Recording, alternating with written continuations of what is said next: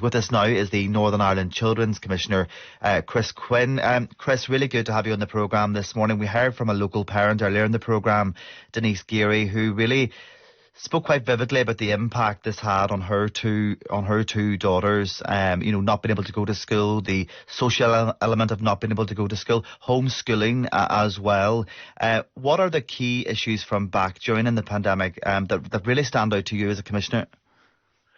Yeah, well, look, I would argue that children have been harmed and continue to be harmed as a result of the COVID-19 pandemic, and how poorly that was managed by government locally and from Westminster.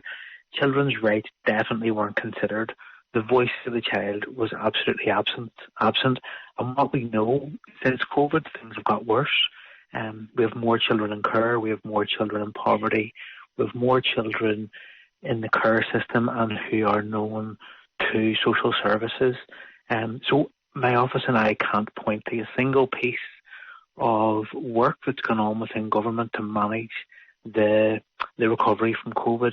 So I would agree with your contributor earlier that children definitely were most negatively impacted, but that impact lives on. I mean, we can see a special educational needs crisis, for example, and we saw during COVID that inequality gap widened. So for those children who were most vulnerable, they have suffered the most, and I would argue still haven't recovered 5 years down the line. That's pretty serious, though, isn't it? When you say, you can't point to one piece of work that the government, carried out at that time or thereafter as well. They would say they went through an incredibly difficult time, and it was hard to navigate, especially with young children. Yeah, it was, without a doubt, it was hard to navigate. But listening to the inquiry, it's really, it makes me really quite cross. Thinking back to what we all went through at that time and what we put our children through. For example, we drove children online. Children were required to be educated online and to socialise online. And we know now that lots of people, I think society at large, spends excessive time on screens, but that's particularly detrimental to children. We know that online harms have increased. Children were subjected to and have been subjected to more sexual content online.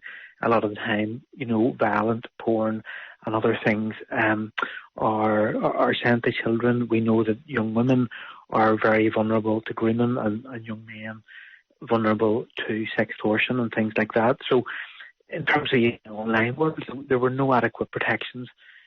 Government provided no guidelines. School leaders, youth and community workers who were working with those most vulnerable had to really navigate that difficult territory by themselves. Well, they were on our TV screens every day, weren't they, providing guidelines?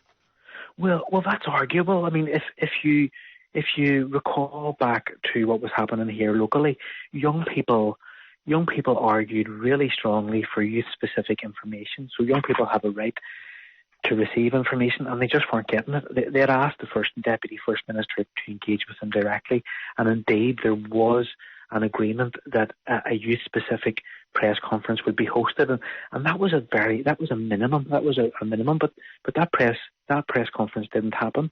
There was a fallout within the Stormont executive, and young people were left in the lurch. So what was happening here, in practical terms, was that people within our education sector, and particularly within the youth sector, were looking to the Republic of Ireland for the latest guidance.